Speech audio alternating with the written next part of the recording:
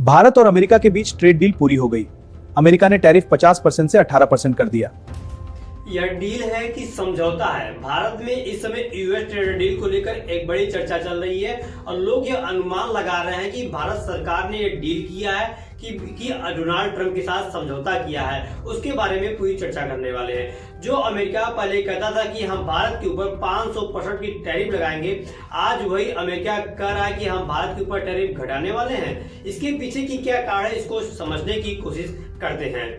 क्या इस डील में भारत सरकार ने अमेरिका के साथ किसी मुद्दे पर समझौता किया है? जिस अमेरिका के कहने के बावजूद भारत रूस से तेल भारी मात्रा में खरीदता रहता है, लेकिन आज मात्र अमेरिका के एक बार कहने से भारत सरकार रूस से तेल खरीदना बंद कर दे रही है, मात्र इस शर्त पर कि अमेरिका ने भारतीय सामानों पर लगने वाले टैरिफ को 50% घटाकर 18% कर दिया।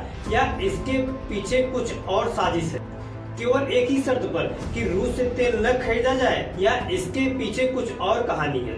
कहानी कुछ ऐसी है कि अमेरिका लंबे समय से यह चाह रहा था कि भारतीय मार्केट में, डेयरी मार्केट में अमेरिका अपने किसानों की एंट्री कराना चाहता था।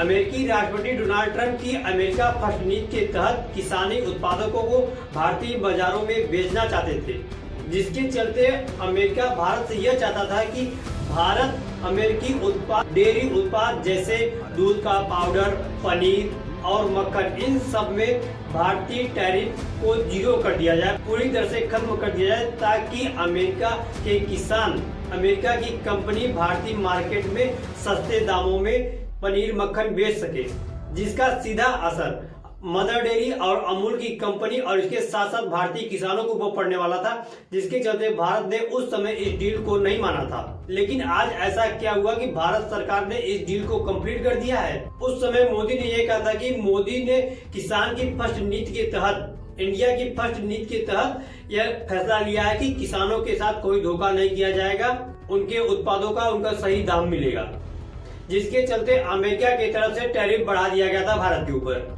लेकिन आज ऐसा क्या हुआ जो डोनाल्ड ट्रंप को टैरिफ घटाना पड़ा?